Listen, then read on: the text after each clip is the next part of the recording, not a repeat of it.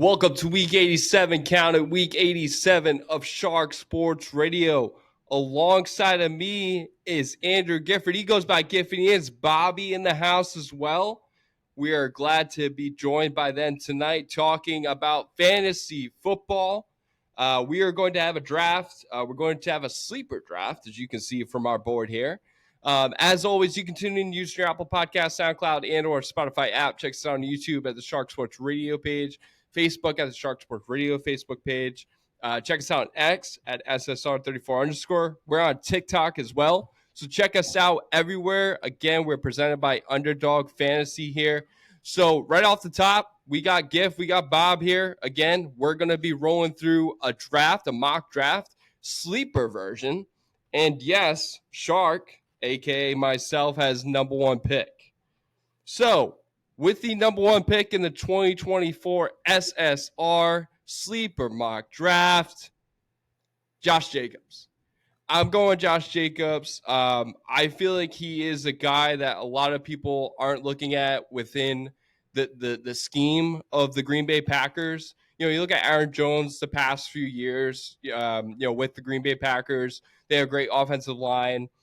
They have weapons that will make that offense balanced.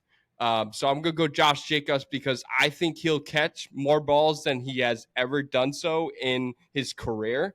With the Vegas Raiders, he was kind of like the side guy instead of the scat back and the touchdown heavy guy from a pass catching standpoint. But he'll also run for a lot of yards. He'll be close to 1,000-yard rusher, and he'll probably have about 8 touchdowns and receiving. He'll probably have around 50 catches and catch about six touchdowns. So give me Josh Jacobs off the board at number 1.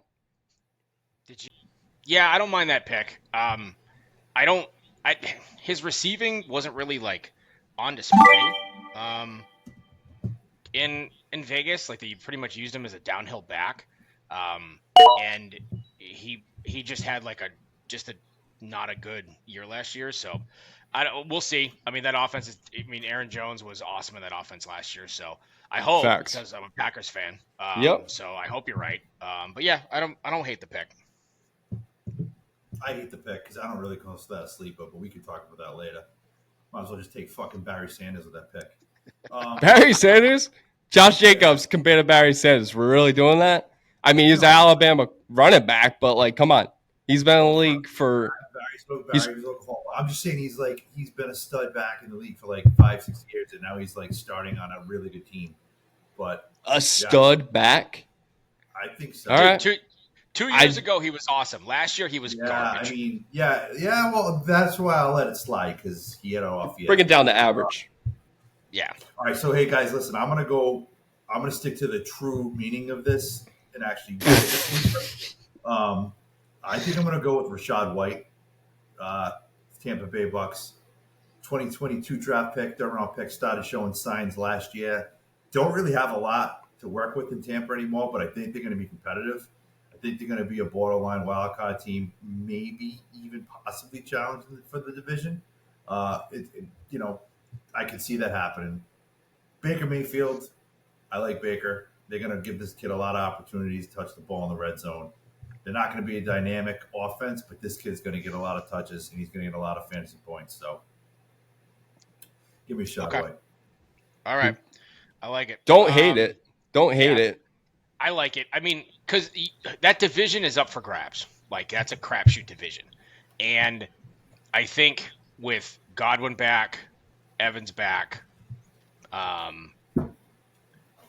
Baker's going to throw. And I think it's a goal line pick. Like, and they're going to use him on the goal line. So I think he's going to really carry the load.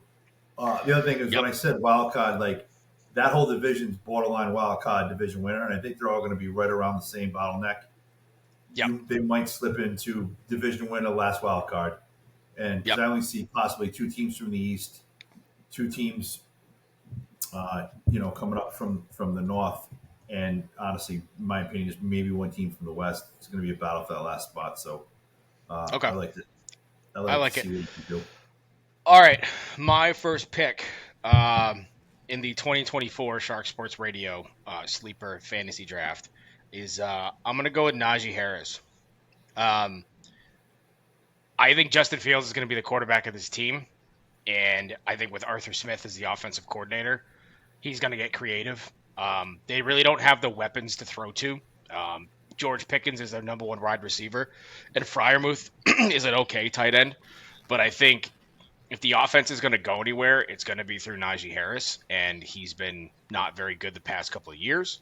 And I love the Arthur Smith OC. They actually have a good offensive coordinator in there, and they really don't have anything else. And like I said, I think Fields is going to be the quarterback of the team. So there's going to be a bunch of RPOs. There's going to be a bunch of option stuff, and I think he's going to get plenty of opportunities. And especially at the goal line with Fields and or Russell Wilson, I think Wilson's cooked. But I don't think that they're going to pass the ball on the goal line. So if you're looking for a sleeper guy to get you maybe 7 to 10 touchdowns in a flex spot or whatever, I think that, I'm going to go Najee Harris, my first pick. Najee Harris pisses me off because he has the potential to be a top 5 back. And for whatever reason, there's just like a soft tissue in his brain where it's just like, I don't want to do this anymore. Like, I'm comfortable with my role. I'm comfortable with what I do every year. I'm not going outside my box. Jaylen Warren, I think, is a guy that could actually take his spot mid-season because he does everything well. He runs really well between the tackles. He's a really good scat back, really good third down player. He, is a great, reliable weapon, whether that's for Justin Fields or Russell Wilson. So I'm going to have to – I don't like the pick just because I'm not a Najee Harris fan, but I can see why he's a sleeper. But for me, I just need him to grow a sack and be like a top 5 back, which he's more than capable of doing. So, yeah, listen, I like the pick. I think it's his time. So on what we were talking about before we were recording, for the reach around pick, to go off to the second round, I pick Xavier Worthy from Kansas City. You took my second round pick right underneath my nose, literally.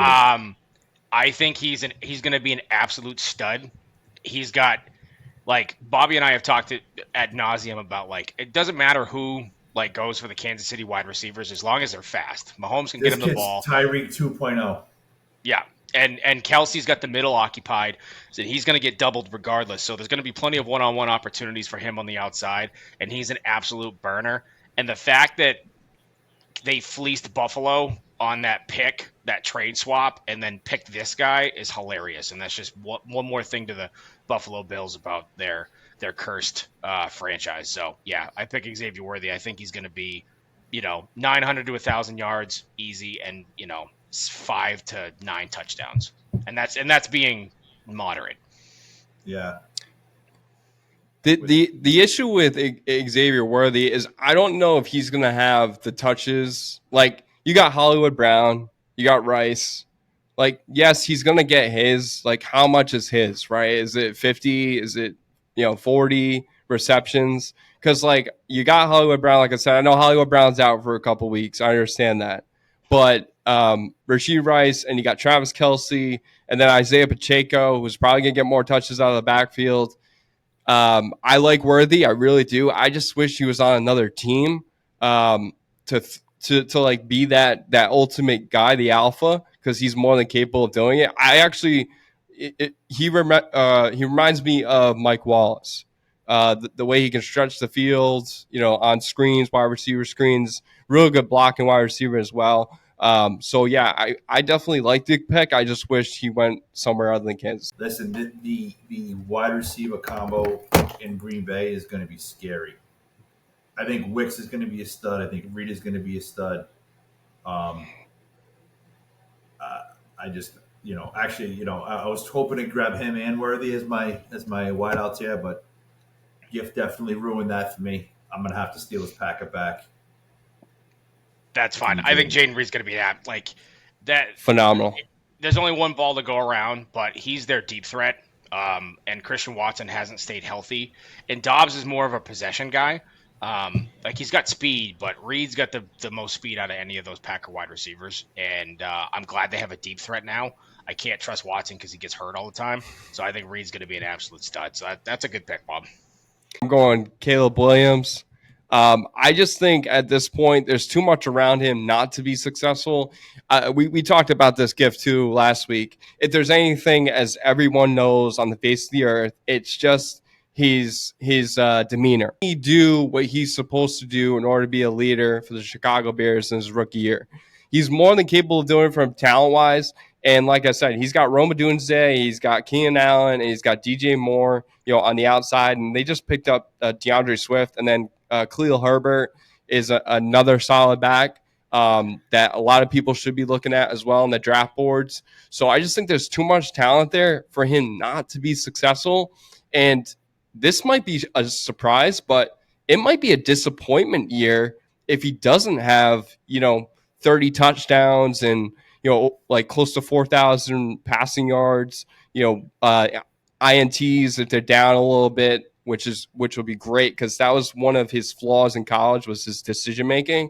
So I'm going to go Caleb Williams here. I think it's a solid pick, and I think he'll thrive within that offense. I hate the pick, and I hate him. I wish him nothing. Yeah, I saw that coming. He's like the guy, not 1 second, but hey, I'll still give you Dak Prescott for him if the Bears. Send him over our way. I'll take him.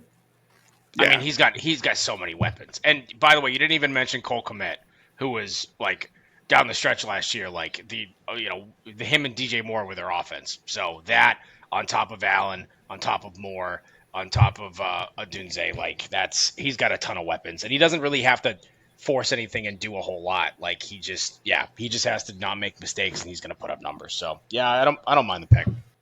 So I'm going Keon Coleman here.